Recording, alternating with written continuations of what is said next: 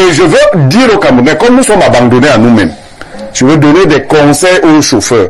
Vous voyez quand même certains chauffeurs qui collent souvent les gros porteurs à ici. Tu vois un taximène qui est derrière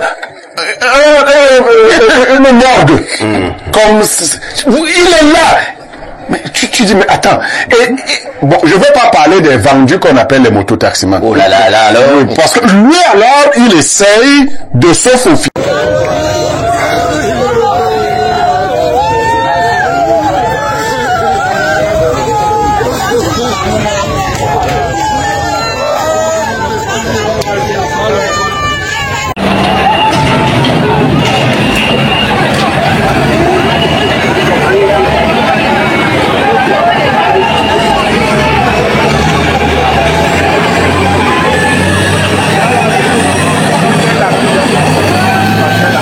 Magie du blanc, voilà la magie du blanc.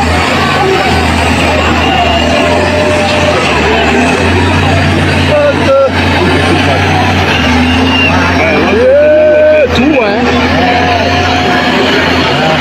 Allez maintenant retirer. Oh Seigneur.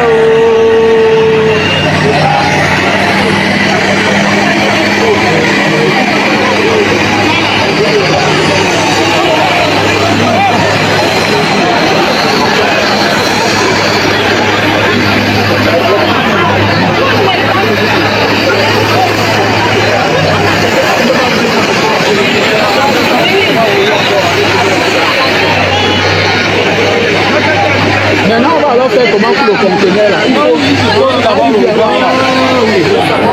Le camion était là en haut de la colline.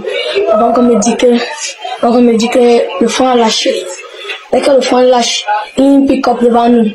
La pick-up veut tourner pour entrer. Pendant que nous aussi, notre chauffeur était aussi en train de tourner avec la voiture. C'est là que la pick-up, comme la pick-up nous est poussée par derrière. Dès que la pick-up nous pousse par derrière, on cale, alors le chauffeur ne peut plus avancer. C'est là où le camion est descendu sur nous. Ça écrase la voiture, ça a pris 3 voitures. La pick-up là, l'autre voiture et un taxi. Situation gravissime ce matin du côté du quartier Mimboman. C'est l'objet de la dénonciation que nous livre Pierre Blériot-Niamek. Oui, parfois ici je présente d'abord mes excuses au dénonciateur qui sait que sa dénonciation devait passer ce matin. C'est tout un procureur de la République. Les forts aussi peuvent se plaindre, ils peuvent aussi dénoncer. Nous la ferons demain. Mais aujourd'hui, nous avons une situation funeste du côté de Mimboman, au lieu dit Don Bosco.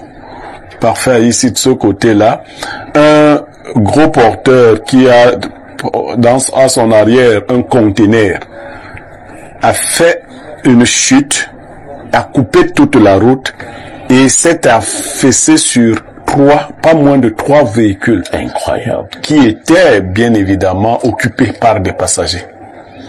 Moi qui habite de ce côté Nkwaba, je vais pas vous dire tout ce que j'ai fait pour arriver ici, mais la route est totalement coupée. Mais c'est pas ça la dénonciation. Les personnes qui étaient dans ces véhicules sont décédées. Parce que c'est incroyable. C'est des images insoutenables. Des images choquantes. Alors, c'est vrai que la réalisation va nous proposer des images tout à l'heure, mais on évitera justement des images choquantes. Oui, donc nous dénonçons cela. Vous connaissez cette colline, elle est abrupte. Tout à fait. Et pour les gros porteurs, très souvent, quand ils ne sont pas dans l'incapacité de l'achever totalement, donc ils meurent souvent en pleine colline, mais il leur a été aussi interdit de rouler pendant les heures de grande circulation. Tout à fait. Et vous savez que ces heures-là, au Cameroun, les gens doivent aller, les élèves doivent... On n'a même pas encore identifié, les personnes qui étaient dans ces véhicules, mais vous pouvez déjà imaginer les personnes qui sortent à ces heures-là pour rejoindre qui un établissement, qui le lieu de travail. C'était une hécatombe ce matin de ce côté-là. nous devons dénoncer la circulation des gros porteurs dans ces zones-là à des heures de grande circulation. Merci Pierre Blériot pour cette dénonciation. Bernard Owona, Pierre Blériot l'a dit, nous allons encore le dire avec emphase. C'était affreux, hein? Vous imaginez ce gros porteur avec ces gros containers et on vous fait comprendre, vous avez des images là, le conteneur qui s'affaisse sur 2 à 3 véhicules. Je vous assure, les images sont insoutenables. Et comme l'a dit Blériot tout à l'heure, notre problème ce matin est celui de savoir à quel moment ces gros porteurs doivent circuler. Est-ce qu'il n'y a pas eu des textes ministériels dans ce pays où on stipulait de manière claire à quel moment les gros porteurs doivent circuler dans les grandes agglomérations? Les images sont choquantes, elles sont même bouleversantes. Je pense que Blériot a dit tout ce qu'il fallait en une phrase. Comment on fait pour gérer les gros porteurs à des heures de grande circulation, à des heures de pointe? C'est la grande question à laquelle la réponse ne peut venir que du ministère des Transports. Nous avons un ministère des Transports dans notre gouvernement qui devrait en principe gérer ce genre de situation, parce que je voudrais vous signaler qu'il y a eu un cas pareil il y a quelques jours à Douala. Un conteneur également a glissé comme ça, a fait des victimes il y a quelques jours à Douala.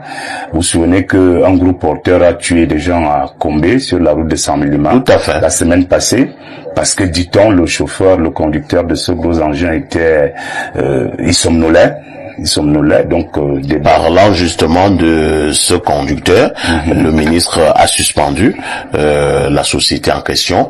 Le ministre a également suspendu pour un certain temps la société de transport, l'agence de voyage Galaxy.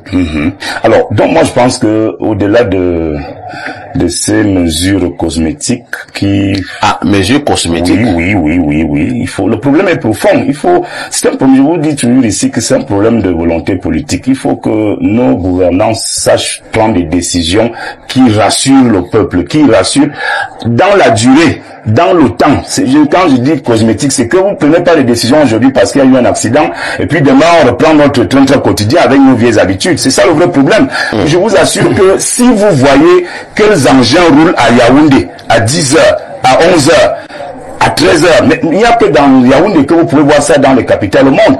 Il est impensable que dans une zone comme celle-là, avec une colline qu'on dit habite, que un gros porteur de cette nature, avec des conteneurs derrière, puisse faufiler entre des taxis et des voitures de particuliers et des gens qui attendent des taxis en bordure de route. Moi, je pense que le ministère des Transports doit prendre des mesures sévères qui vont dans le sens d'interdire systématiquement ces gros porteurs à des heures. Nous sommes dans des quartiers dortoirs, comme on dit. C'est-à-dire qu'à Yaoundé, par exemple, c'est les gens qui sont à Mendong, Simbo et autres, ils sortent au même moment, travailleurs et élèves, ils sortent au même moment, et donc nous sommes dans les quartiers dortoirs. Et quand vous êtes dans les quartiers dortoirs, c'est ce qui arrive. Donc, toutes les personnes qui allaient le matin là, soit à l'école, soit au travail, boum, le conteneur tombe sur eux, et voilà des gens qui sont écrasés là.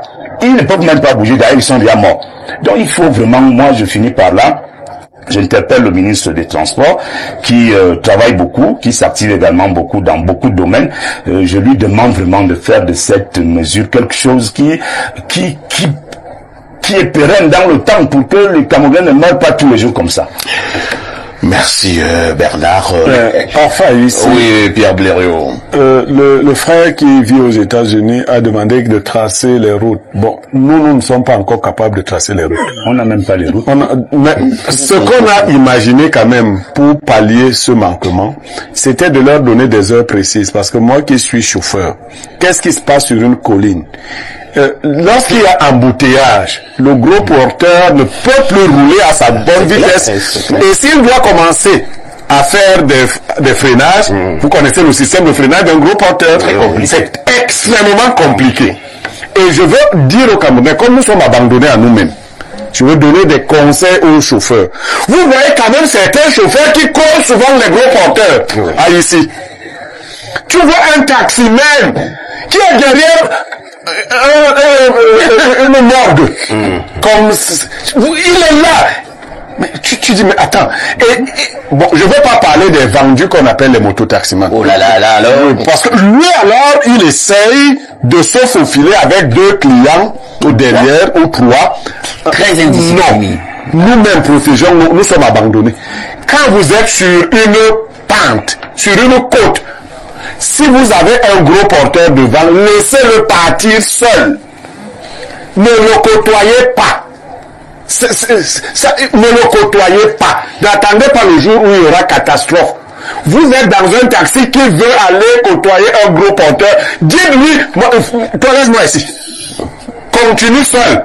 Ça, c'est des petites choses. Hier encore, je voyais c'est courant à Yaoundé. Un taximan se gare et les gens descendent par la gauche. Oui. Au lieu de descendre par la droite. Et ce n'est pas le pape qui est assis dans le taxi même si c'est Jésus-Christ qui est revenu, qui est assis à droite, il faut descendre par la droite. Mais c'est des petites choses. Ce n'est pas pour justifier. Mais observez ce qui s'est passé. C'est qu'effectivement, nous vivons comme ça avec la mort. Un engin de la mort est devant, il monte, il gravit la colline de que vous connaissez. Ouais. Et il y a des petits véhicules qui sont derrière lui. Mais imagine seulement qu'il fasse la marche arrière. Non, utilisons aussi. Les gens sont déjà morts. J'ai même le camarade de ma fille vient de m'écrire que son camarade allait à l'université, il est mort. Oh là là. Oui. Et donc, les gens sont morts. Mais je dis nous-mêmes. On ne poursuit pas, on ne discute pas la route avec un gros porteur. On ne remorque pas, on ne vient pas derrière sur une colline, ni sur la descente.